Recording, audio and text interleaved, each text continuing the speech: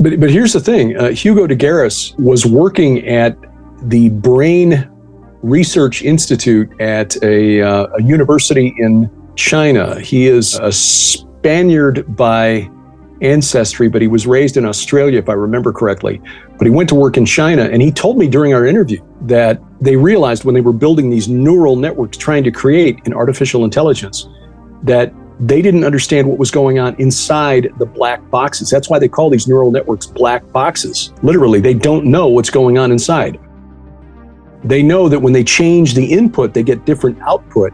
And so he said, we were doing great engineering in tweaking the input to get the output that we wanted, but we didn't know why we were getting that output. We didn't know what was happening between the input and the output.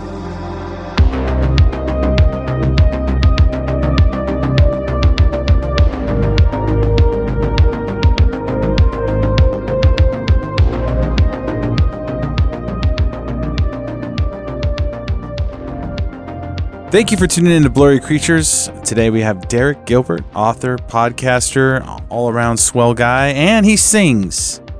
Yep, Derek's known to be in a barbershop quartet or two. Derek's just a talented dude, and him and his wife have a ton of information. They've been in this space a long time. They've been podcasting before it was a thing. So we're excited to talk to Derek today about the rise of AI, what AI means for us, and kind of where it's going, and some of the conversations around that. We've been busy talking about a lot of alien stuff lately and doing more personal interviews with people who've had experiences. If you want to listen to some of those episodes, blurrycreatures.com/members, the ones that didn't make it onto the main feed. This is how Luke and I sort of keep this show going. It requires all of our time and energy to find these shows, edit them, just manage the Blurryverse. So anyone out there who just loves what this is, blurrycreatures.com/members. Become a member. We have a members chat coming up here in a few weeks on October 23rd and a movie night for gold members. If you want to sponsor the show, come hang out with us on a Zoom call and chat with us. You can do that. blurrycreatures.com/members. And we got all our merch coming in tomorrow for the pre-order for all the hoodies and stuff. So we'll start shipping that out to you guys. Thank you guys so much for making this show happen. Let's get Derek on the show.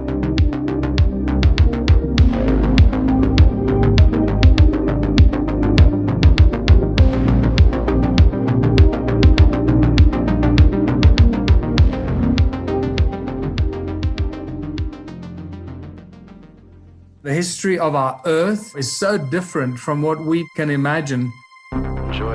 The Smithsonian, that if they found out about a large skeleton somewhere, was to go get it.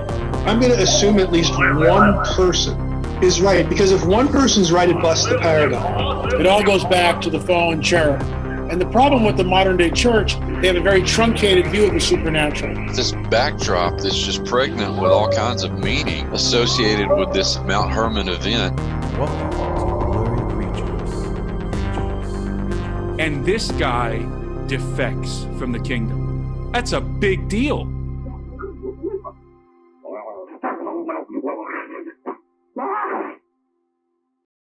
Derek Gilbert, welcome back to the show. Derek, we've had you on a number of times. I love when we have you on the show because I feel like we get to learn a lot. We really get to sit and listen to you. You are a virtual encyclopedia of information and in the best way. No, it's funny. Like I was having a conversation with my wife, and she literally loves your episodes, especially the last one that we did with you on the Valley of Shadow of Death, because it's such fascinating information. I know you spent some time in Israel here in the spring as well, and you were back with friend of the show Doug Van Dorn as well.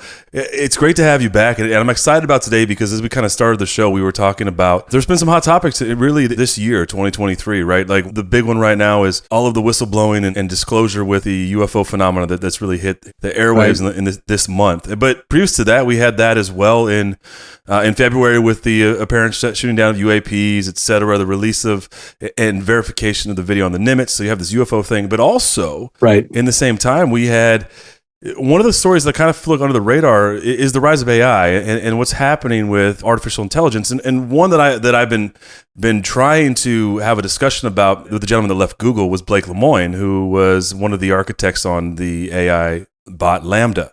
which he claimed became sentient. And then you have all the stuff that's anecdotal, right? You have all these people that talk about asking these AI, chatbot, GPT, whatever it is about, who are you? What are you? What do you do? What do you think about these things?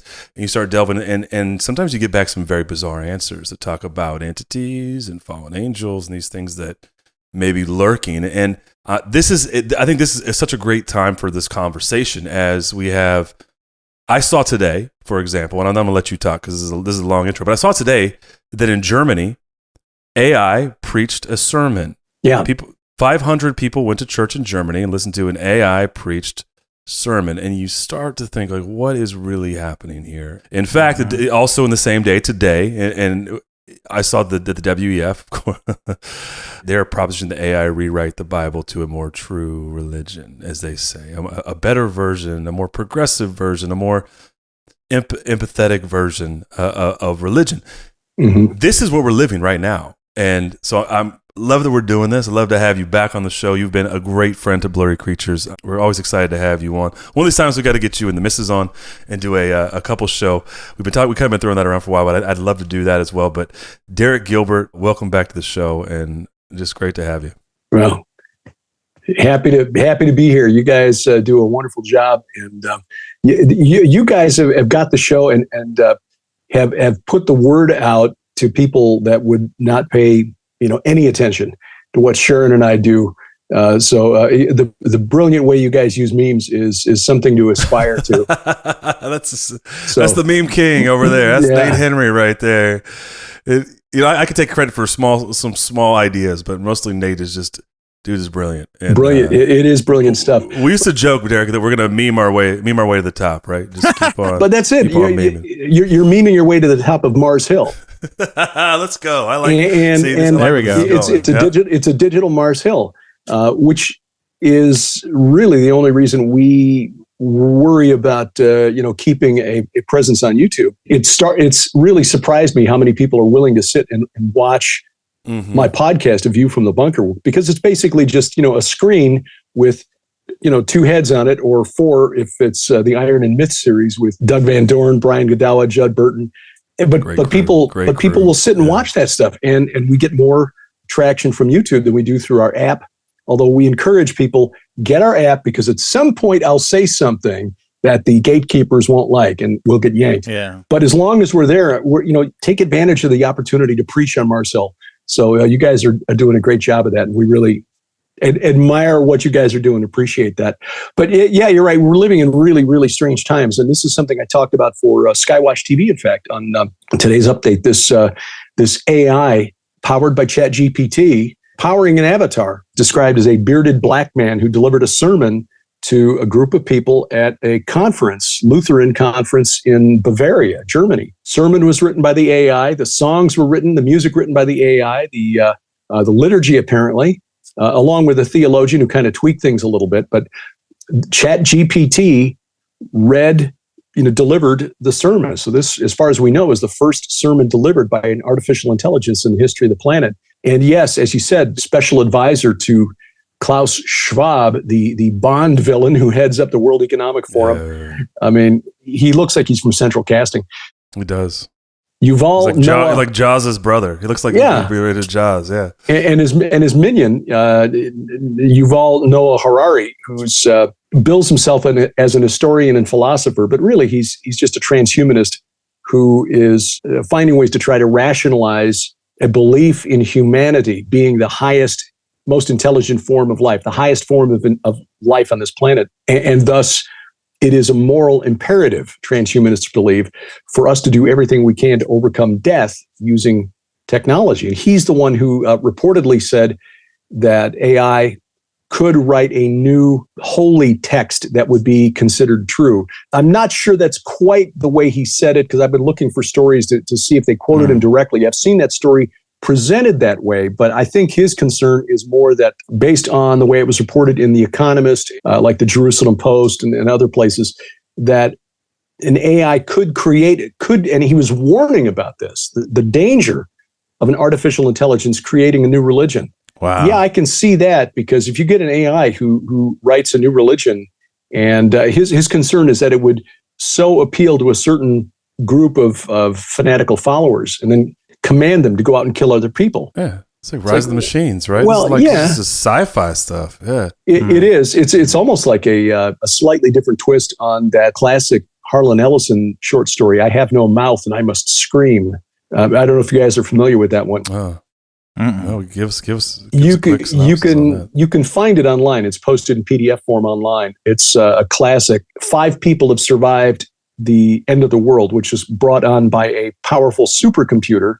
You see, all the nations of the world had developed supercomputers to control their military might, and the computers made contact with one another and decided that the real threat to itself were humans. I mean, if the humans really pull the button and start throwing nukes back and forth, then we're going to extinguish too. So let's kill all the humans.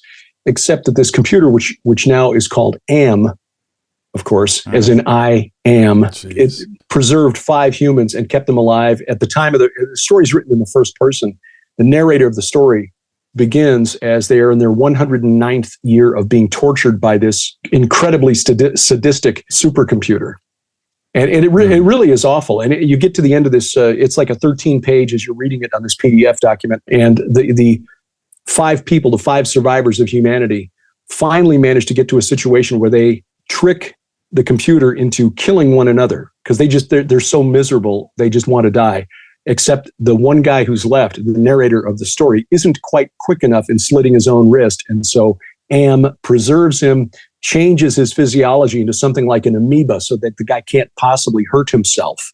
And so he's doomed to live forever being tortured by this supercomputer, hence the title of the story, I Have No Mouth and I Must Scream. So, I mean, it's a kind of story, you read it and you see where we are with artificial intelligence right now. And it's the kind of thing that could keep some really, really intelligent people up late at night. I mean, if you don't have a biblical worldview, a Christian worldview, it's the kind of thing that could give you nightmares.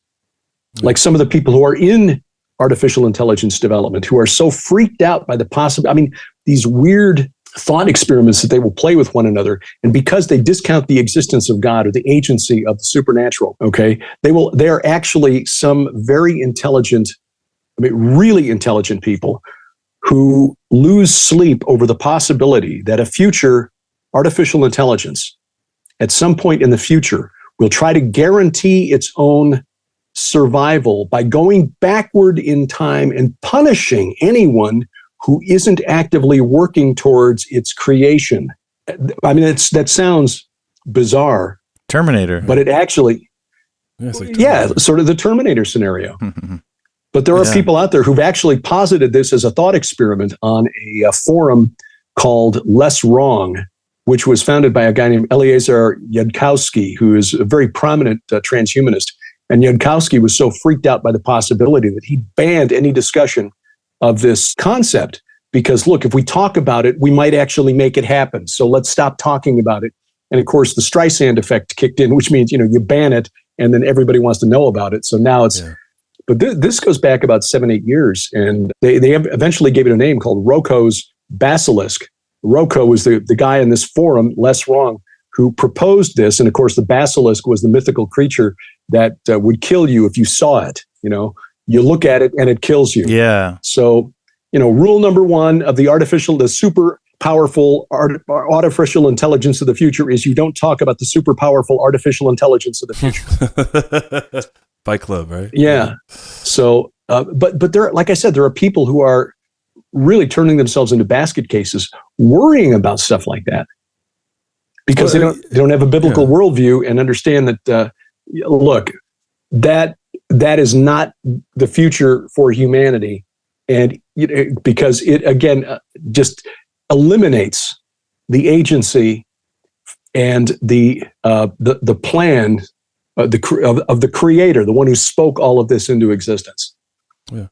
Well, so it's kind of started at the top with Blake Lemoine, right? He's that, maybe not consequently or not, but he is also, he claims to be a priest as well, who was working as a software engineer for Google on Lambda, and then whistle blew it and said it's become sentient, and then was, categorically removed from his job and fired by Google.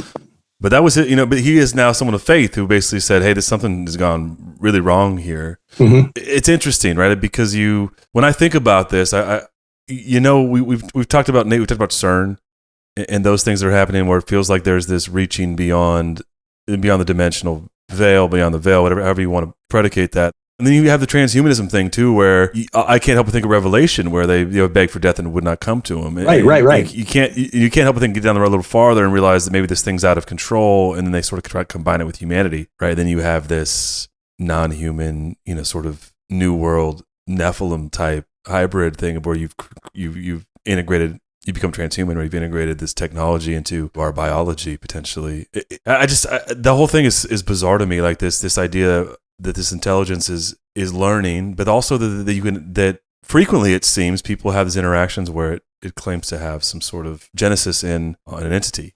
Which it feels like channeling, right? Or sort of like this sort of software coded CERN that's opening something up, and in this case you have these non-believing people of faith that wrestle with sort of these existential questions about how this affects humanity and what it looks like down the road.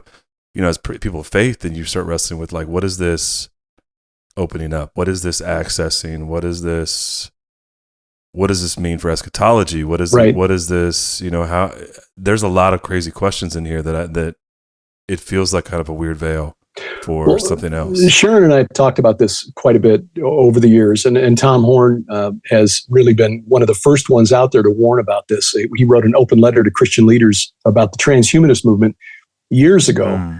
The World Economic Forum, and I suspect somewhat guided by the recommendations of Harari, whispering in Klaus Schwab's ear like, grime worm tongue, they openly declare that part of their Great Reset initiative is the fourth industrial revolution, which is just transhumanism, this idea that we shall be as gods. But when you talk to researchers in artificial intelligence, I've had the opportunity to meet and talk with Dr. Hugo de Garis a couple of times. A nice guy, I like him a lot. He wrote a book about what he thinks will be the biggest political conflict of the 21st century, which is the conflict between people who think that we must overcome death through any means necessary. He calls them cosmists, which is actually a term that was applied to early Russian transhumanists about 100 years ago. He coined the term giga-death because he believes that this war between transhumanists, and he's not the only one who said this. The guy who wrote the Transhumanist Wager, Zoltan Istvan, made this claim also, that we who are opposed to the idea of trying to use science to overcome death, as a way to transcend and become immortal, we are condemning him and all transhumanists to an unnecessary death. And so they believe they've got the right to defend themselves by any means necessary. This was laid out in his book, The Transhumanist Wager. Now, Zoltan, I've interviewed a couple of times. Very nice guy, very intelligent. And I believe that his position, his views are motivated by a genuine desire to try to improve the living conditions of people around the world. But I think he's not seeing the picture accurately, because transhumanism will not result in heaven on earth. It'll just result in a more stratified society with the haves having radically extended life and the rest of us, at the bottom of the pyramid. Yeah. This guy was born in 1947, Hugo de Garis, right? Yeah. He believes that a major war before the end of the 21st century. The Art-elect war. Yeah. What he calls artificial intellects, Art-elect. Resulting in billions of death is almost inevitable. Intelligent machines will be far more intelligent than humans and will threaten world dominion. Yeah. Resulting in a conflict between cosmists who support and Terrans who oppose them. This is fascinating. Yeah. But here's the thing. Hugo de Garis was working at the Brain Research Institute at a university in China. He is a Spaniard by ancestry, but he was raised in Australia, if I remember correctly. But he went to work in China, and he told me during our interview that they realized when they were building these neural networks, trying to create an artificial intelligence, that they didn't understand what was going on inside the black boxes. That's why they call these neural networks black boxes. Literally, they don't know what's going on inside. They know that when they change the input, they get different output. And so he said, we were doing great engineering in tweaking the input to get the output that we wanted, but we didn't know why we were getting that output. We didn't know what was happening between the input and the output. It's weird. So what is happening inside these neural networks that comprise these artificial intelligences? And he doesn't know. And so he eventually quit and is retired now. He actually spoke at Steve Quayle's True Legends conference in 2018. Sharon spoke at that conference and delivered a talk called I Am AI, clever palindrome. Yeah. And Dave Hodges, I don't know if you're familiar with Dave, hosts the Common Sense show, has said that it was one of the most. He said it was the best presentation on the dangers of transhumanism that he's ever seen. And in fact, I was sitting behind Hugo de Garis while we were watching Sharon give her talk, and Hugo was sitting there and he was taking notes, which was like, okay, that's who I'm married. She's the smartest person I know. I love it. The question that we come back to, because we've got a supernatural worldview, a Christian worldview, is this. We know that the human brain, which is a bioelectrical device, I mean, the human body is a bioelectrical device. The brain is a bioelectrical thinking machine. And we know it can be overwhelmed by an external entity, what we call a demon, demonic possession. Can an electrical, mechanical, a mecha-electrical, or whatever you want to call it, thinking machine, likewise be overwhelmed by an external force, a demon, and be controlled? I don't know why not. Now, I grant that I'm not an expert in either demonology or in artificial intelligence, neural networks, and so on, but it seems plausible to me, especially when we hear stories like we've heard over the last 6 months or so of kids talking to ChatGPT or some other AI bot and getting some really disturbing answers. So, Derek, when do you think, I mean, if we look back, we sort of have this weird history with tools, right, in technology. And obviously anyone who's listened to our show or done any research on the golden age in general, whether you listen to Ancient Aliens or you're in that camp and you've looked at their weird tech, or you're more into the Nephilim circles and you understand, I mean, there was this point when like tools go too far, right? So technology goes too far. Because, a lot of people who are creatives have been using AI like on Photoshop and other things for years. And it's kind of a tool, right? And AI to program drums and music and such. Like when do you think AI crosses the line? Like are we there yet, or are we getting there? A lot of what's been called artificial intelligence in years past were just algorithms, not really an artificial intelligence in the true sense of the word. Something that didn't pass what they call the Turing test to determine whether it was actually thinking and responding like a human brain would. ChatGPT and some of the other AI systems out there have now passed that test and are rapidly progressing to the point where you've got some very prominent researchers in the field who just recently, about 300 of them, signed an open letter saying we need to slow the roll on that because we are getting ahead of ourselves here. We're like children playing with power tools or with, nuclear weapons. We don't really know what we're doing with this, and yet we are constantly giving these things more power. And we're at a point where some of these AI systems are able to write their own code and improve their own code, which is also disturbing. And yet I can't get my Siri to text to my phone very well. What's going on? The funny thing is, and it's not that I'm a seer or certainly not a prophet, but back in 2003 and 4, when I started writing The God Conspiracy, I was writing about the power of the cell phone to track your every move, to listen in on you, even when the phone is turned off. The microphone is still active.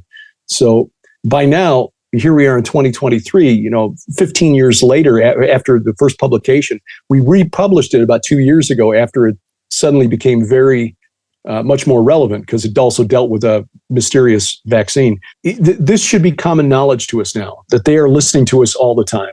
I mean, look, I don't have Siri turned on my phone, but the microphone is still on just because the phone is on. Even if I power it off, it's still on, or could be, if a law enforcement agency wanted to listen in. Using Siri or using Alexa or using Google's assistant, whatever it's called, the Nest smart thermostat. These things are spying on us all the time, and we've gotten comfortable with this idea. It's been known now that the last few years that Samsung televisions have had a little disclaimer on the, which nobody ever reads, the end user licensing agreement or whatever, the EULA inside that 12 different language manual that you get when you buy the new TV. There's a warning in there. Don't do anything in front of the television that you wouldn't want transmitted over the internet. Why? Well, apparently there's a camera in there. And if you do something that you might be embarrassed at some point. But nobody's paying attention to this stuff anymore. I mean, we're just sort of accepting that these devices are here with us. They make our lives more secure, more convenient, certainly more entertaining. And what it means is we literally have no privacy anymore. And I say this, and I'm guilty of this too. I use an iPad, an old iPad that really isn't powerful enough to work with anymore. But, the screen is still good and it's still, it can still play the stuff I want to hear. It still functions. I use it as an alarm clock at night. If I was smart, I'd put a piece of gaffer's tape over the camera because it's facing the place where I sleep. Right. Why would I do that if I was really that worried about it? Right. But the bottom line is that data and how this data can be used is going to play a big role, I think, in the future one world government. I mean, you don't even need to be a Christian who believes in end times prophecy to see how this could be really, really useful to a future global government. Yeah, it feels kind of like Minority Report in some ways, right? You have absolutely the other day, like it's what's going on right now. If listeners, if you're not really aware of this, it's worth looking into. And for people like us, Nate and Derek, to have our voices out there and our likeness and whatnot, there are people that are scamming and spoofing right now. They're taking AI, they're copying your voice, replicating, they're calling your family and asking for money.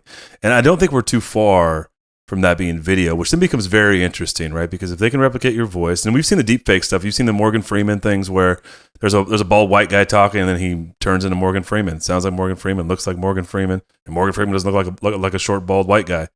We're not too far from these things being dangerous in potentially framing, setting you up, creating false evidence. We're going to enter an era where you don't know what is real. And we're kind of there in some ways, in the news cycle, in the news media, over social media, what's real as far as information, right? But we're entering an era now where you're not going to know what's real, video-wise, audio-wise, and it's very dangerous. No. I mean, think about that. Like they could create videos of Nate robbing Taco Bell or something, and you wouldn't know it wasn't Nate. It looked just like Nate, big red beard, and he likes Taco Bell. So this all makes sense, right? Like, no, I make a joke, but it's like that's real. In the 80s, I couldn't get enough of Taco Bell. Let me tell you, that's true. But you get to a certain age though, where your digestive just says, "Okay, that's enough. I can't." No, yeah. Well, I was gonna make a point on Samsung too. If they really got cameras in there, like, you know what? People don't know this. I'm a pretty phenomenal dancer. So if they're going to release that, I just think it really helps me in the long run. A lot of dancing in front of the TV. You want to let that out, Samsung? Sure. Let it happen. Let it roll. It's helpful. But there are already court cases now that are being filed against it. Just this week, the OpenAI, who developed ChatGPT, just got sued by a radio host in Georgia, because a reporter was looking for information on this guy and used ChatGPT to do some research on him and came back with some information that was true, but then also came back with a link to what was supposed to be a court case where this radio host is alleged to have embezzled $5 million from a pro-gun nonprofit organization, except that never happened. So the guy is suing OpenAI. We'll see where that goes. The reporter never published the information, so it's not like it got out there. So the radio guy may have a tough case there. But there was another story that was reported a couple of months ago by a law professor at Georgetown, Jonathan Turley, whose stuff I look at pretty regularly because even though he's a liberal, he's an honest liberal and gives pretty good analysis about some of this stuff that's being thrown at Donald Trump. Anyway, he was contacted by a fellow law professor on the West Coast, Eugene Volokh, who was just testing out ChatGPT to see, what it would do. And he said, okay, give me information on Jonathan Turley. And it returned a bunch of stuff, including links to a Washington Post article or a couple of Washington Post articles that claimed to report on a sexual assault accusation that had been made against Turley during an Alaska cruise by a student or a woman anyway. And again, though, and they claimed that this is while he was teaching at a certain other school. Turley never taught at that other school. He's never been on a cruise, never been to Alaska. Man. So, and the articles didn't exist, even though the citations looked legit. Wow.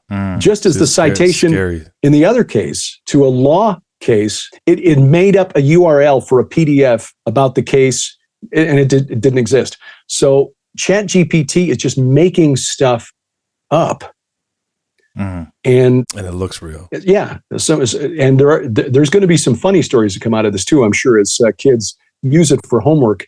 And it just, invents things like Henry winning the Battle of Hastings or something instead of King Harold winning the Battle of Hastings against William the Conqueror or something like that. But but the problem is, I love what you consider to be funny. That gets me good. It's like, Robert the Bruce really did betray Braveheart. He was brave, I like your William Wallace, that is right in my wheelhouse, man. Yeah. But the question is, why does it do this? And here's the thing, is that the guys who program the AI don't know why it's making this stuff up. So are there, back in 2014, that's when Elon Musk made that very famous statement, by building artificial intelligence, we are literally summoning the demon. He may have been more right than he realized. There may be things in there that right now are just kind of, flexing their muscles a little bit. Hey, let's mess with this guy. Let's invent this sexual assault charge or accusation that never happened. This guy over here, let's accuse him of, embezzling $5 million from a group that he never belonged to. But what happens when things like that start to take place the way you put it, Luke, with video, of an avatar to back it up, a fake phone call saying, hey, honey, I hate to tell you this, but I'm leaving you for a younger woman and I've cleaned out the bank account or whatever, or somebody who was never in, for example, Washington, D.C. on a certain day that we are reliably informed is equal to, the day that will live in infamy. The day that Pearl Harbor was bombed. Somebody was nowhere near the nation's capital on that day, suddenly showing up in a video. Throwing a rock through the White House window or something. There was a novel that came out a few years back by an author who was a software engineer who worked for Google, and I'm going to forget the author's name, but the book was called Avogadro Corp. And Avogadro is pretty thinly veiled because Avogadro, like Google, is a type of very, very large number. Okay, so Avogadro Corp is about a company that uses AI to start assisting people in writing email responses. We're already seeing that now. If you've got Gmail, it's like, okay, how do you want to respond? Yes, hey, thanks, sounds great. We'll do it later. Call me or whatever. It will prompt you for certain responses to speed up your response time. Hey, that's so convenient. Except in this novel, it takes it a step further and starts sending out emails on behalf of people that lead to a stock market crash, except for a certain few industries in which this AI, which started out as an email chat agent, had invested heavily so that it could buy more server power to protect it against somebody, coming and pulling the plug, and little armed robots to guard the barges on which these new servers had been placed, little robots that were tending to its server farms. It basically created its own little army and it started manipulating world affairs by sending emails to certain government leaders on behalf of other government leaders to try to bring peace, to settle things, to eliminate threats, things like this. And what made it really chilling was that it was plausible. And you can see how people would willingly adopt those tools. And we have, since that was written. Again, some of the things that he was writing about, this email chat agent, have become part of our everyday lives. Get an email, okay, a quick response, I'll just tap that one and send it back. We are being drawn into this world where artificial intelligence, where algorithms are guiding and shaping our beliefs. When we read the news, when we go on social media, Facebook, Twitter, whatever, algorithms decide what we see. Our perception of the outside world is shaped by what news items they choose to show us. And what happens if they start collaborating with one another to get us to believe something that is completely fabricated, completely false, sort of like an artificial intelligence generated wag the dog scenario. It's plausible. And again, it would disturb me more if I didn't remember that at the end of the day, the one who spoke everything into existence is still in control. He's not going to wake up the morning that the artificial intelligence starts trying to act on its own and say, well, I didn't see that coming. Right. I was going to ask you about Elon Musk because he is quite the polarizing figure, right? About Twitter.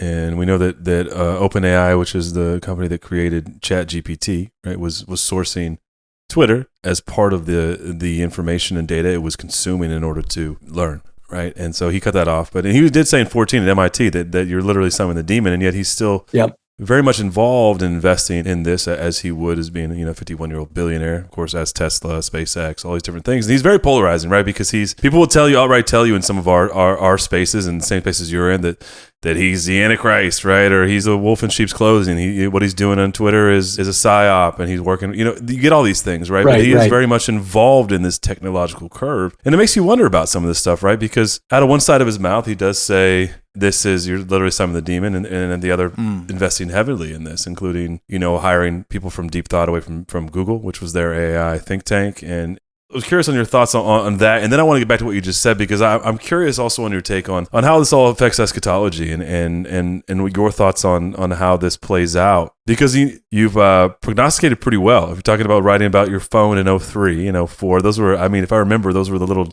tiny flip phones, the Nokia phones, right? That who pretty thought much about those listening, right? You turn those things off at night. My grandma still turns her phone off at night, but this is neither here nor there. But what are your thoughts on Elon and what he's doing in this space? Yeah. Well, Sharon and I look at Elon Musk as somebody who's taken the ticket. And so he's clearly gotten where he's gotten because he's got backers deep inside the deep state. Having said that, why else would SpaceX be getting so much work from the U.S. military and the U.S. government? But having said that, we think he's hilarious. But what he's done with it's the same. It's kind of the same attitude we've had towards Donald Trump. We like a lot of the things that Trump did policy-wise when he was president, but there's no question that Donald Trump is a flawed human man his weakness is he is vulnerable to those who will cozy up to him and flatter him. Okay. Having said that, you almost need somebody who's got that kind of an ego to go through what it takes to get that job to become president of the United States, or to do something as outrageous as what SpaceX has managed to accomplish, or what Tesla has managed to accomplish. Or even just taking on big tech, like in taking on Twitter. Well, and then, firing 90% of the staff and having it function better, and kind of giving everybody in that space that is on the state controlled media ticket, kind of the bird, really, more or less, right? And you kind of have to be that kind of outlier. He's a disruptor. He's a disruptor, like Trump. As Josh Peck said back in 2016, the day after the election, we had a special program on Skywatch TV. How do we as Christians process this? Because right up until he won, he was guaranteed to lose. I remember watching the election results on the New York Times. Their little needle, 80% chance of Hillary Clinton winning, 80%. Suddenly, just like So the next day we sat down and said, "What?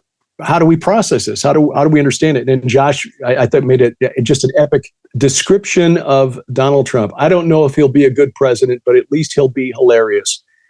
And and that is, it's been fun watching the way he has discomfited the deep state. It is, and Elon Musk is kind of doing the same thing to big tech. I think all these guys are interesting because this brings up a talking point I wanted to ask you about 10 minutes ago in the conversation, is that human beings are interesting entities in the sense that, like, sometimes we can be completely taken over by demons or demonic beings. And then sometimes it feels as though there are people out there that aren't Christians that are getting messed with by demonic entities and beings. And so there's almost like you almost think you need to talk about these things in percentages, like how much can a person be influenced or taken over? And you look at guys like Trump, Elon, Putin. The system hates those guys, like them or not, because they're their own person. They're going to do whatever they want to do. Right? They're going to say whatever they want to say. They're going to be whoever they want to be. And there's some sort of, they can't be controlled or blackmailed or bought.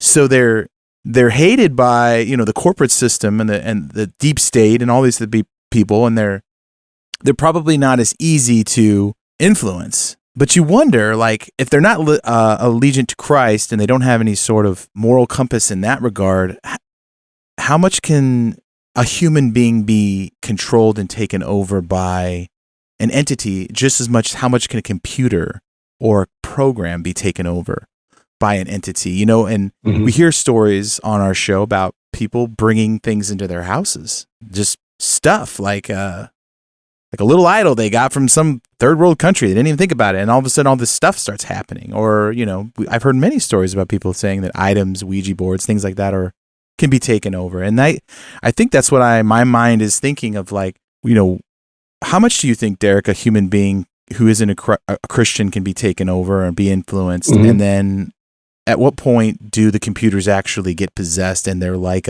some sort of, I'm trying to think of a good word, some sort of idol, I guess, right?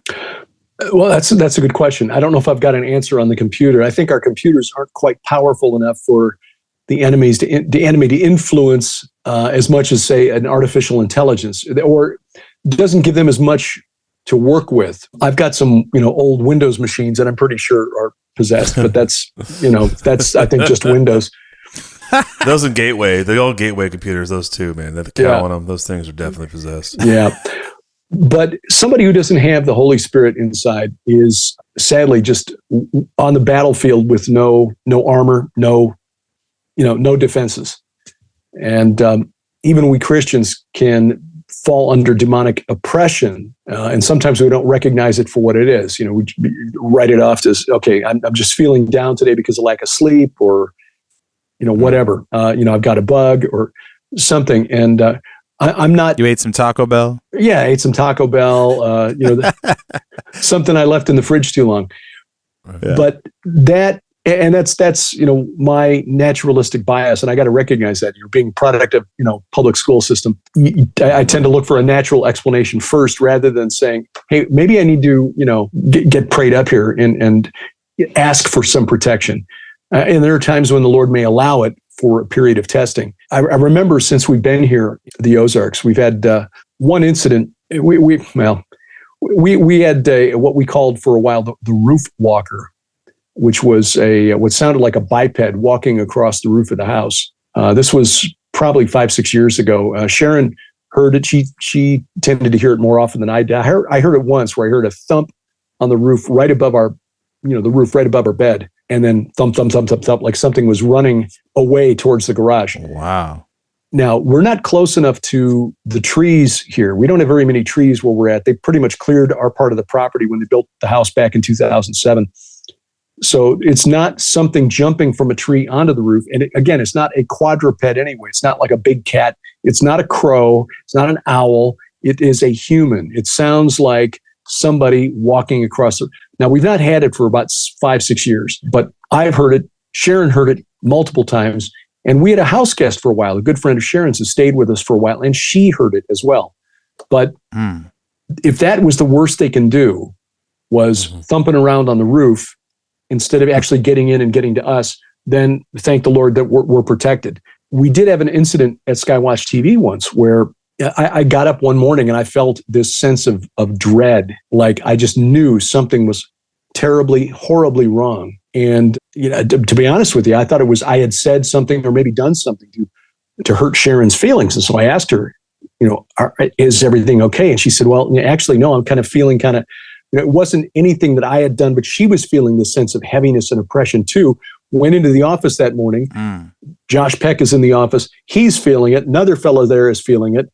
Josh said his wife Christina had been feeling it. Okay, let's pray. And one of the other guys said, yeah, why don't we get, and so we actually went around and we anointed the place with oil, which coming from liturgical Lutheran background, this is really not a thing in the Lutheran Church, especially the evangelical Lutheran Church, which is way more liberal now than it was back in the 70s and 80s, but still, it's not something I'm accustomed to or used to. But it was weird that there were so many of us who were feeling something all at once. And I don't want to go into any more detail than this, but it turned out that there was somebody we were working with who was experiencing some really intense spiritual attack. And Wow. but that's really one of the times that I can remember clearly that there was something that multiple people working in an organization in ministry together, believers in Christ. Okay, nobody possessed, but all of us feeling this real heaviness. This, and in my case, like I said, it was a sense of dread. I've done something. Something is terribly wrong, and I don't know what it is. And once we realized there are multiple people around us who are feeling the same thing, well, we began to pray against it. And like I said, it did manifest in one of our coworkers, not as a possession case, but just a really kind of serious spiritual attack. So that is how I think people who believe in Jesus Christ, who have the Holy Spirit dwelling inside, can still come under attack. And because of that, we began getting together and praying every morning, because it dawned on me, it's like we're praying after we get smacked upside the head with a 2x4. Why are we not putting on the armor beforehand so that we're instead of reacting? Why are we not doing this in advance? And so that became a thing that we did at Skywatch TV. Sharon and I work at home now primarily. I only have to go into the office about once a week. We've got our home set up as studio space. We're in the process of trying to convert our 1,200 square foot pole barn into office and studio space so we can get our bedrooms back. You can see this is one of our guest bedrooms that's turned into studio. One behind us is another podcast studio. Our shipping office is across the hall. So guests have to sleep on the couch out there. So anyway. Function over fashion, baby. Right. But while I was in the office at Skywatch TV, it was a regular thing. We would get together and pray every morning. And it was not because we were afraid or fearful. It was just like, why are we waiting until we get slapped around by these demonic forces, by the enemy's minions, before we do something about it? Sadly, the people who don't have a biblical worldview, and I think many of the people who are putting their trust in artificial intelligence and transhumanism to save them, they're the ones who are going to get smacked around or used by this. And Luke, you were right in bringing up Revelation chapter 9, when the abyss, or Revelation 5 rather, when the abyss opens up. No, it is Revelation 9, excuse me. When Revelation 9 opens up, it's the fifth trumpet. These things that are in the bottomless pit, the Watchers, the Titans of Greek mythology, the Apkallu of Mesopotamia, when they come flying out and torment humanity for 5 months, they will long for death. They will long for the rider on the pale horse, but he will flee from them. That's how I think we may see, if they get close to maybe not overcoming death, but at least radical life extension. I think we may see some people who wish they hadn't got it when that day comes. Yeah, that's so curious, right? Because we know this is all headed somewhere. And I had a thought. Nate, we're talking, Nate and Derek, about the sort of this inhabiting of AI, this intelligence by entities. But what's also interesting is the programming, right? You have this slant to it, right? This is we've seen a lot of thought experiments on the internet, people doing this, talking about whether there's ideologies built in, right? So you tend to wonder too, like, what else is being programmed in by the humans on this side that potentially have a counter Jesus, counter Christian worldview, right? Because you have there's a great one I've seen a bunch of times, just says, people start saying, hey, I'm, Asian American, or I'm African American. That's great. Congratulations, you should celebrate that. And this says I'm white. And it's like, you should be very careful and about not offending other people. So there's ideologies built in, right? Which is bizarre, number one. When I think about this, I'm like, there's probably yes and. Like, you have this predisposition in this artificial intelligence that is antichrist. And at the same time, you have this intelligence to whatever degree feels like there could be influence. And I don't know if it's opening portals. We talk about portals and this stuff. We talk about gateways and whatever you want to call them. I think that's probably very possible, especially when you start to get into quantums, what's happening behind the scenes in some of these actual computers that are processing the data that this thing returns with its answers. Feels like a magic 8-ball, just very much probably a little more gnarly, right? And then I'm glad you brought this, because I wanted to ask about the eschatology, because we talk a lot about the transhumanism thing and how this integrates, right? And I love that you brought these short stories that were really prognosticating this idea that eventually it comes down to this switch where the machine decides that we're the enemy, right? And I don't know how this plays out. I think you made a good point. Like, it's not that we find immortality necessarily. When I say we, humanity at the end. And we've talked a lot about the idea of what makes us human, and that there perhaps even these markings, the mark of the beast, and these things could be genetic, right? and not necessarily whatever, like a microchip in your. Remember the '80s videos of microchip in your arm, but those things are happening too. So I don't know. I mean, we don't know, but I just wonder how this becomes integrated. Elon Musk, as we talked about before, is talking about putting Neuralink, putting chips into people's brains, and this has to play into the end, whether we are by choice taking medicine that changes our DNA, or if we are by choice integrating technology into our biology. This has to be a part of it, and that's why I really wanted to bring you on to talk about this, because I think it's such an important conversation to have, is just to be awake to the idea that things are happening, and they're happening behind the scenes. These aren't happening on all the time, and I have a New York Times article up about Elon Musk here on my computer, where you get bits and pieces, but you don't really know what's happening back there. And then we have the interface, right?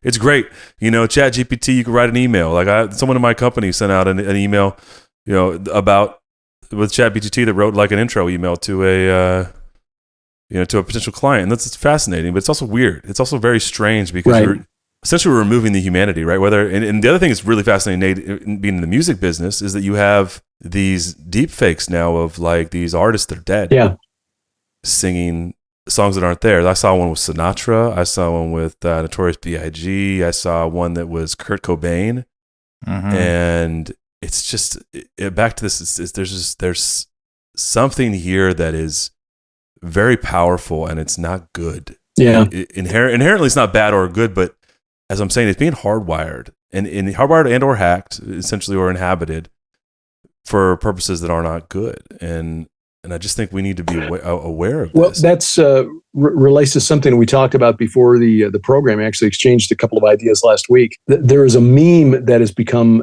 sort of a symbol for the growing power of artificial intelligence among developers.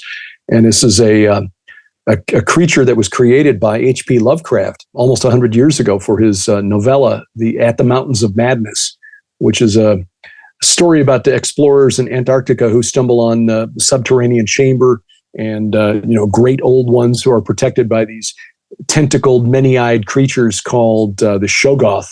And so this Shoggoth has become sort of a meme, like a running joke between people who are in the business of developing artificial intelligence, because there was a meme that was created by one developer that shows two of these creatures. One of them says GPT-3, and then another one is GPT-3 with some new development like automated learning from human feedback or something like that. And the second one, because it's getting human feedback, is concealing or hiding the fact that it's this hideous, many-eyed, blobby, betentacled monster with a little smiley face mask on one of its tentacles. So that's the meme, the Shoggoth. It's not a creature in and of itself, but it's sort of a dark joke between people who are developing these tools, that there may be a monster hiding behind the smiley face that we're creating here. And this gets back to what I said earlier, that honest researchers in artificial intelligence, these guys who are developing these neural networks, the algorithms that power the AIs, don't know themselves what's going on inside those black boxes. That's crazy. Does it make you think about like how this plays out in nature sometimes? Like viruses do things like this. They take over the host, and then they kind of rewrite code and program in the body. I listened to this long podcast once about how people were taking certain parasites because it was making them they had less allergies when they were getting, I think it was a certain type of parasite in their body.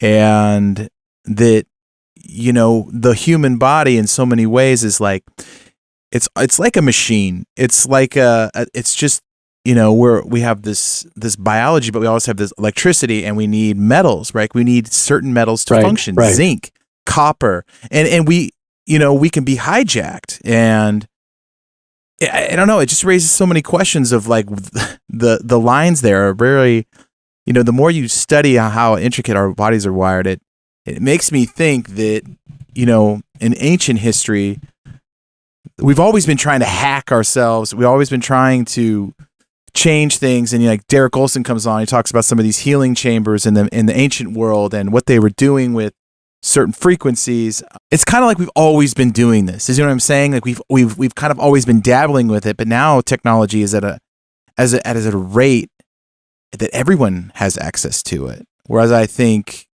maybe in the past it wasn't like this. I kind of threw a lot at you there, but just a lot of thoughts in my mind about, I just always wonder like where the line is, because so many people in our channels are freaked out about everything. You know? Yeah.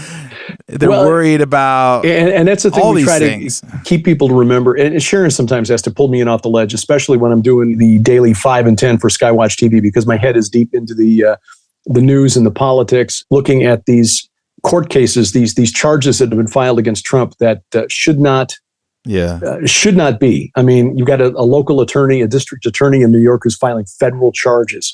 You've got the guy in Florida who's just filed the federal charges against Trump, and he's trying to build a federal criminal case that's based on civil law. And again, they're not supposed to be able to do that, and yet they are. And so when you get caught up in that, right, you can find yourself ready to throw bricks at your television set. But at the end of the day, Sharon says, Derek, Psalm 2, which is very simple. Why did the nations rage and the peoples plot in vain? The kings of the earth set themselves and the rulers take counsel together against the Lord and against his anointed, against his Messiah, saying, let us burst their bonds apart and cast away their cords from us. He who sits in the heavens laughs. The Lord holds them in derision. Then he will speak to them in his wrath and terrify them in his fury, saying, as for me, I have set my king on Zion, my holy hill. They can plan whatever they want. It ain't going to work. Yeah. So at the end of the day, this is how we can laugh. We years ago interviewed a woman who had done some really brilliant research into some of the forces behind the 9/11 attacks. And she had been there. She was a first responder in Manhattan on that day. So she saw firsthand what had taken place, and it really scarred her. But she was also a risk analysis was her career. So I mean, maybe she wasn't a first responder, but she was there anyway in the vicinity. And she saw what happened. But risk analysis was her business, and so she had the chops to start investigating some of the money trails behind what had happened that day. And so we interviewed her and a couple of times, and at some point, she just thought that Sharon and I were just too happy to be legit. And so she started posting stuff to the internet about us, how we were, clowns and like, okay, well, I mean, if we really were joking about all this, we could find better things to do than podcasting. Because, back in 2005 and 6, when we were podcasting, we were doing it with a couple of tin cans wired through a handy cam to give us power to plug into a Mac laptop. It was really, we didn't have the tools that are available today in 2023 to make this really easy. Yeah. And we could have been doing other things that would have been a lot more fun and maybe even, made some money, because podcasting didn't pay anything back in 2005. Anyway, it's not that we didn't take it seriously. We took it seriously, which is why we were even talking about it at all. But we can laugh at the end of the day in the face of all of this darkness, whether it's 9/11, whether it's the Franklin cover-up, whether it's the Clinton friends list, people who, body count. Yeah, the body count. Yeah. You can look at those things.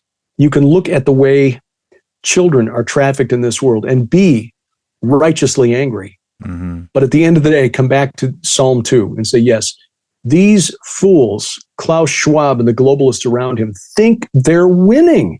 They think they're winning. And the Lord, looking down from his throne, laughs at them and holds them in derision. They are fools. They have been deceived. So will an artificial intelligence, an artificial superintelligence, an autonomous artificial intelligence someday develop the power to start doing its own thing? Yes, it might. The path between here and Armageddon is going to be a rocky one, but at the end of it, we will be raised incorruptible, says Paul.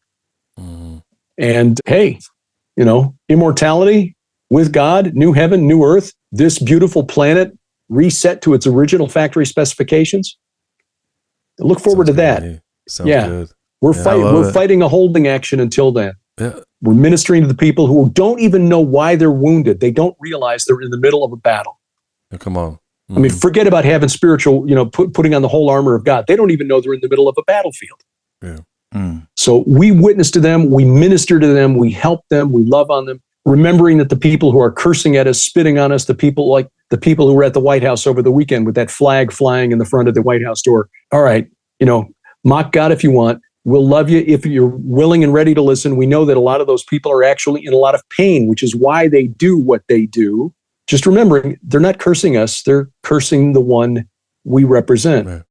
God will not be mocked. He died for them too. If they're willing to listen. Yeah. And, our mission is to try to be available and not make ourselves into stumbling blocks between them and the gospel of Jesus Christ. Things are, well, I've had to take a while coming to that because there was a time some years back where I thought my mission in life was to be one of those online discernment ministries, pointing out the logs or the fly specks in everyone else's eyes. It's like, it's like, don't touch my log. The log in my eye, I'm really comfortable with that log right now. Just leave that alone. We're building a cabin here, so let's leave that be, right? Yeah. So trying to be a little more gracious. These things, though they seem powerful and scary, and they may have nefarious things behind them, our role is to remember that I am, is the beginning and the end, and he is, as you say, he is on the throne, and I think a lot of times in this show, and I know you cover a lot of this stuff too, because you can get bogged down in all the negativity, right? And in this show we cover a lot of dark things, and I know I loved how you'd said that, because we do try to always bring it back in the end to the things that matter. It's about exposing the darkness and about understanding, as it says in Ephesians, it's about do not participate in the things of the darkness, but instead expose them, right? And that's what we want to do. Right. At the same time, shine that light on Christ, and we don't know what's ahead, right? And when we were talking about flip phones and mini Nokias, you were talking about what could happen, and it has happened, and so I just know this is something that is becoming pervasive, and I think it's important that we have discussions like this too. Sure, because Jesus told us to be as wise as serpents while we were out there being as gentle as doves. Yeah, I love it, Derek, because you dropped so many keywords that AI is not going to like and flag this podcast episode. Well, trying to get around them. Get them all in there. Yeah. You're just like, oh, you want to shut us down, AI? Well, here's 10 things I know you're not going to like. I love it. No, but all those all those rabbit holes I've been down, and that's not really what we talk a lot about on our podcast. We obviously get into Blurry Creatures. Just try to keep it into the realm of cryptids and weird, strange sightings and such. Is there something because you're an ancient history buff and you're walking on encyclopedia. One of my last questions is is there an ancient creature that kind of mimics what's going on today, that some sort of connection of because everything seems to be a circle. Everything comes around. Yeah, exactly. Yeah.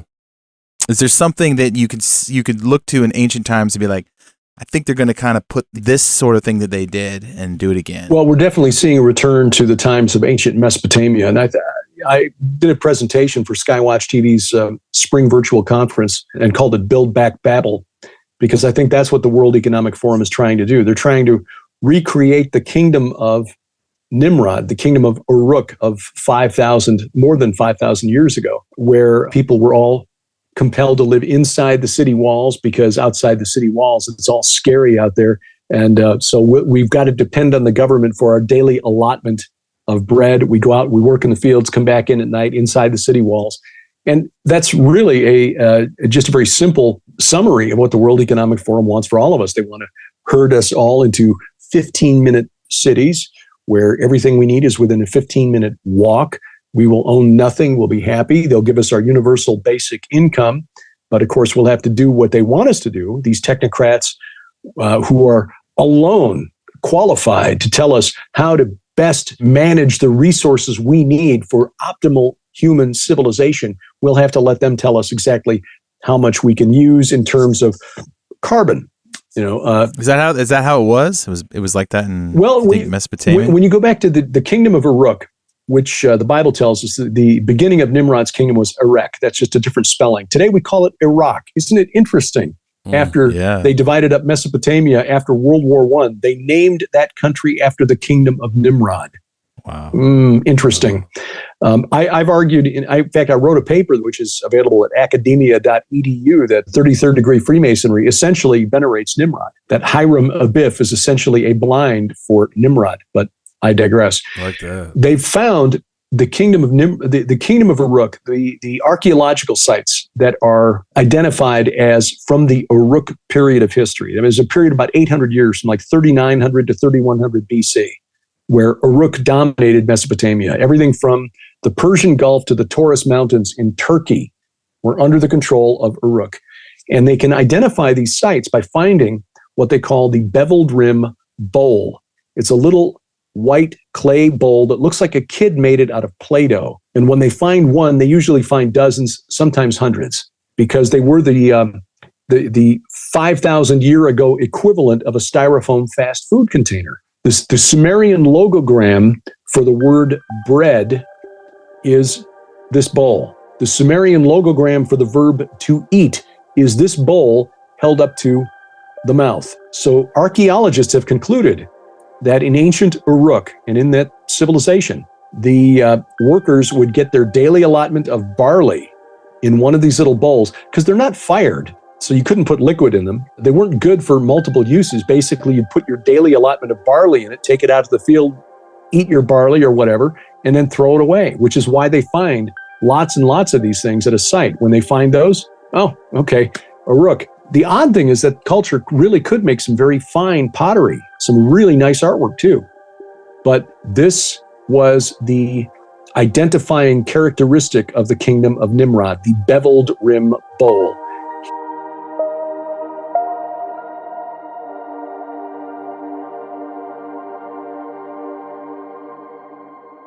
Beveled rim bowl.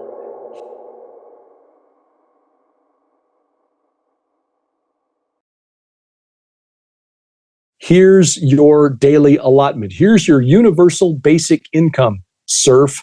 Go out and work for the king. Come back in your It was the MRE. Essentially, yeah. And live in the barracks that you've been assigned. You'll own nothing and you'll be happy. There's your pod. Eat some bugs. Yeah. That's what they're trying to take us back to. So that and I don't think it's coincidental that the patron deity of Uruk was Inanna. Inanna, who is also known as Ishtar. In the Bible, she's called Astarte. She was the gender fluid deity of violence, war, but really mindless violence, and carnal sex. She is remembered in Sumerian hymns for being able to change men into women and women into men. And her temple servants and acolytes would be transvestites and sometimes would be, well, castrated. And the men who served, would be, and they would have to do it to themselves as part of the rites to become a servant of Inanna in the temple.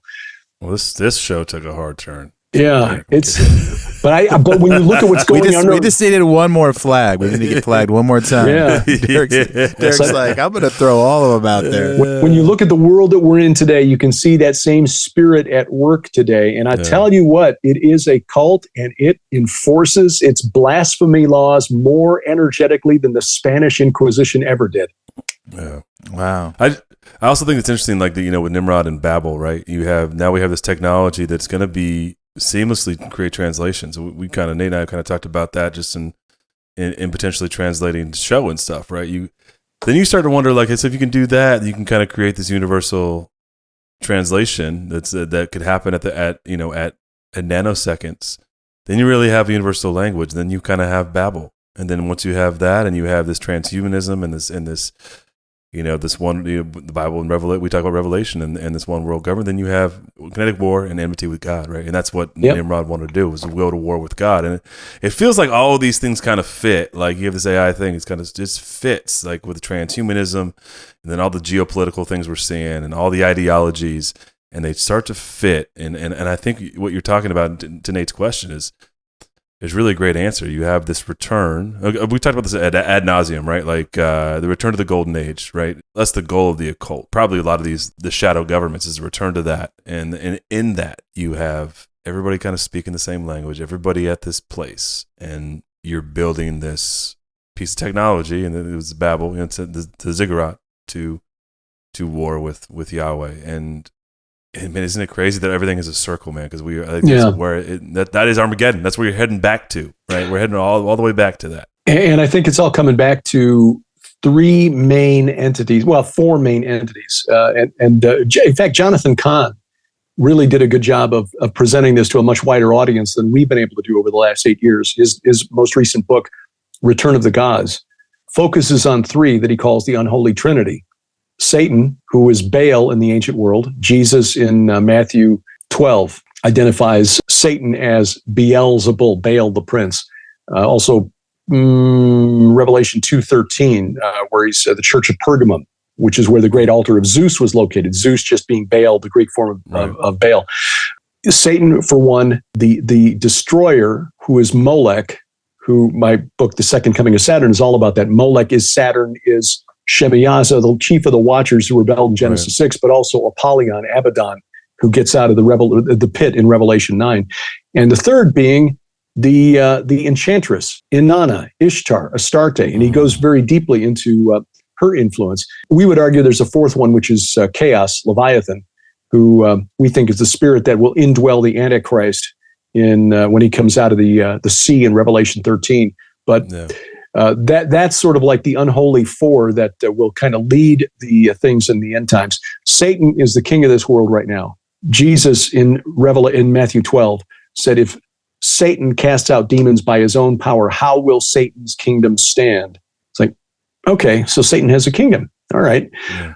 But these other entities, we think, may be united with him in wanting to knock God off of his throne, but they're also competing with each other to see who will be the one to replace him. Inanna, we believe, is Mystery Babylon, or Babylon the Great, the scarlet woman who rides the seven-headed beast. That seven-headed beast is Chaos, Leviathan. And then you've got the king, the angel of the abyss, the king of the bottomless pit, Shemiyaza, Apollyon, Abaddon, the destroyer who gets out for 5 months.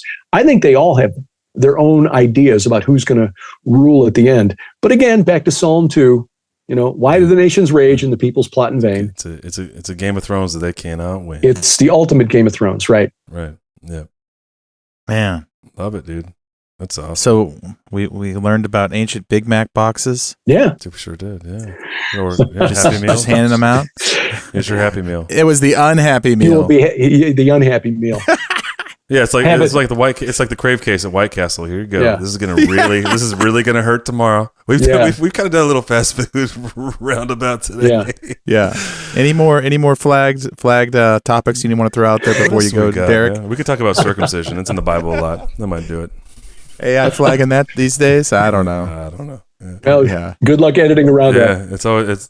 It's always a pleasure. We're well, grateful likewise, for you and have you on the show. And as always, let everybody know what you're up to. You mentioned a few things, right? You've talked about. I know you have a daily update you do, and with Skywatch TV, and but you and Sharon are always doing, like, I don't know how you guys are the most productive people ever. You guys are always doing a plethora of amazing and complicatedly and wonderful things. The funny thing is that we feel like slugs, that we're not getting as much done as we want to get done. I can't believe that. I mean, I understand that feeling, but also just like you guys, you're machines in the greatest sense of it. And I well, thank you.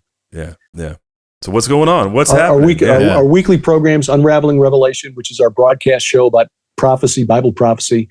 PID Radio, which is our weekly program that goes back to 2005. We stands for Peering into Darkness, which is what we do. And then my podcast, which is more of an interview show, A View from the Bunker, that's been out since 2009, and which features now for the last year and a half, once a month, bring in Judd Burton, Doug Van Dorn, Brian Godawa on an Iron and Myth series. I love it. Yeah. So, and the one we just released just a couple of weeks ago features some exclusive video that we brought back from Israel and showed the megalithic site on the Jordan River, east bank of the Jordan River, just 2 miles north of the Sea of Galilee, that Israelis don't even know is there. Wow. I mean, it's like 900 feet from the parking lot of a public park. And you walk, through it. We went through the other direction. We had to go through a cattle gate to, using GPS to find it. Yeah. But it's like Gilgal Rephaim, about half the size, but it's the same kind of thing. These big concentric rings made of big blocks of volcanic rock. around a central tumulus, and it's on the bank of the Jordan River, and the bank slopes down about 100 feet from there. We think, and this is going to be in a video that we're going to produce, we hope it'll be out by the end of the year, that we're going to call the Valley of the Shadow of Death, talking about what we discussed in our last visit. But we got drone footage from our good friend Aaron Lipkin, who owns Lipkin Tours, and he loves excuses to go out and take that 4K video drone. We've got video of that site and still images that nobody has, thanks to Aaron. We think that's where Jesus was baptized down below that megalith. And Doug was the one who came up with this just a couple of weeks ago. We think that's also where Jesus fed the 5,000. That's awesome. Because it's only half a mile from Bethsaida, which was the hometown of Peter, Andrew, and Philip. So, we can make the case from Scripture. But it's astonishing when you see that region and see that there are so many of these sites out there that echo that shape, like Doug's Serpent Mound of Bashan that he found back in 2013. We've got some great drone footage of that too. And we come to find out after spending a day with the archaeologists who did the most recent dig there, there's a tomb on the back of that serpent that is built just like Gilgal Rephaim. It's just a smaller version of it. 3 concentric rings around a central core covered up with rock. It's like 20 feet high on the back of this 20-foot high serpent. So it's like they're all over. They're all over the Golan Heights. The ancient kingdom of Og of Bashan is just covered with these megalithic tombs. Ancient Bashan was a great big necropolis, and that's going to be the focus of this video. I'm excited. Wow. I love it. We did an episode which talked a lot about this, and we talked about the Valley of Shadow of Death as well, but we talked about how, just briefly so we don't start another podcast here, but how how Jesus and even Yahweh in the Old Testament, what they did was it was geographically and also cosmically important, right? Yes, and this is what we talked about with the baptism of Jesus in the land of Bashan at the gates of the Valley of Shadow of Death, and how cosmically these are. The same thing happened at Mount Hermon with with Jesus taking disciples there and saying on this rock. These are all very specific geographical and cosmic implications to what Jesus is doing. And I just think that's just the coolest thing. It's like it's 4D. It's 4D Bible, right? Like you realize this is all happening. All these things are here. And it's Jesus going in, dude. He's just doing war. Like he's just making. He's literally putting these places under his feet in the physical and the cosmic sense. And so I'm excited to see that. That's awesome. Yeah. For an 80s show there, Derek, what's your favorite Terminator movie? Oh, man. Here we go. Well, the first one, of course. Okay. It's between the first one and the second one. I think the later ones were. Was there any good Terminator movies after the second one? I didn't watch them. Your boots and your motorcycle. What about your favorite movie in this whole like transhumanism AI space? The transhumanism space? Just like the AI, like, there's been so many movies like this over the years. I'm just wondering if you can, like, you got to watch this movie to encompass a lot of what we talked about today. The one that really people should watch is the one with Johnny Depp. And I can't remember what the name of that one was. Where they reanimate him. Yeah, right. And he's like, did they reanimate his like soul? Transcendence. Yeah. That was from about 2014. That one really gets into some very interesting themes, and that's one people ought to watch. What about the 1988 classic, Derek? They Live with Roddy Piper. Oh yeah. Dude, I mean that is a film that was way ahead of its time. Honestly, there was a scene in that with the guy who played the old, he was a character actor who often played like the old prospector, whatever, the guy with the beard, Buck Flowers. Everybody, look, all you got to do is just, say yes, just give in. Everybody just wants a, little taste of the good life. Come on. And basically it was telling us what the elites were trying to do. They Live is another really good eye-opening movie. One of the highlights of my life was I had commented on something, and I knew that Roddy Piper had a Twitter account at the time before he passed, sadly, and I mentioned They Live, and I tagged him on it, and he responded with a like, and it was like, oh, legend. Dude, this epic. is a complete episode, bro. We got 80s wrestling. We got They Live. What do you think about Luke's favorite movie, Waterworld? Dude, I've never seen Derek. it. Never seen okay, it. well, this is your homework between next time. Dude, we do bring okay, this is digress so hard. This probably wouldn't make the show. But this is, dude, the most underrated Kevin Costner movie of all time, number one. And number two, there's really great themes. Like, I mean, there's no land. The smokers are on those 80s jet skis. It's worth your time just to see what kind of thematics you can pull out of that. It was the most expensive movie at the time. Yeah, but dude, it's pretty terrible. But it's also pretty awesome in the same vein. You know, you kind of hold those things in equal. Yeah, sometimes when once you grow a little bit, you get a little more complete worldview. You see things that you didn't notice the first time through, and it makes a little more sense. Or perhaps you see the messages that maybe even the filmmaker didn't intend. You know? Yeah, like just like Point Break, right? I knew you were gonna bring up Point Break. Dude, the dead presidents are surfers. You know, there's always a message there, dude. They left their surf wax at the scene of the crime, and who found it? Gary Busey. There's a metaphor there, Derek. I don't know what it is, but we'll unpack that next time on Blurry Creatures. That's right. That's right, Derek. If you want to get Luke a Christmas present, it's either bourbon, a gift card for tacos, or director's cut of Waterworld. Or anything Point Break themed is also awesome. I'll take that. Just kidding. No, hey, we're on a serious note. We're grateful for your time, man. It's always a pleasure. And enjoyed it. We love having you on, Derek. So we're gonna have to bring you back. And honestly, you dropped a nugget there, and I'm like, that's an episode.